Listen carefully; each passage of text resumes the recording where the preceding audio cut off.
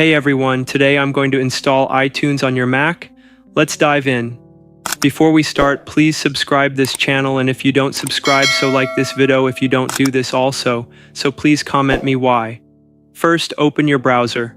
Type retroactive iTunes in the search bar and hit enter. Click the first link in the search results to go to the official retroactive GitHub page.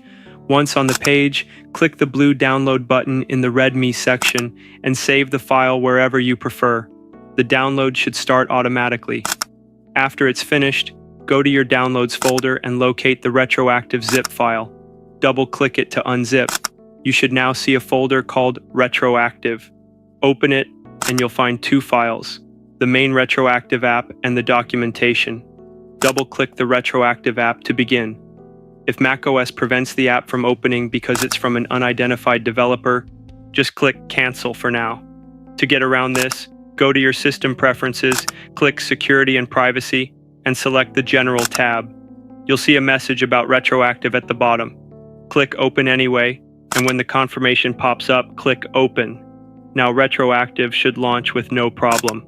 On the Get Started screen, you'll see options for Aperture, iPhoto, and iTunes. Click Install iTunes and then Continue. You'll be prompted to authenticate. Click the blue button, enter your password, and the installation will start. This may take a few minutes, so just hang tight. Once the installation is done, click on the Enable Full Disk Access button to sync iTunes with your iPod. A new pop-up will appear. Enter your password again, then drag the Drag Me file into the list to add iTunes. Once that's done, you can close the retroactive pop-up.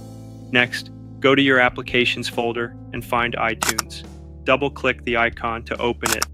You might be asked to accept the license terms. Just click Agree. Congratulations! You've successfully installed iTunes on your Mac. Enjoy your music, movies, and more. If this video helped, please give it a thumbs up and subscribe for more tutorials. If you have any questions, leave a comment below, and I'll gladly help you out.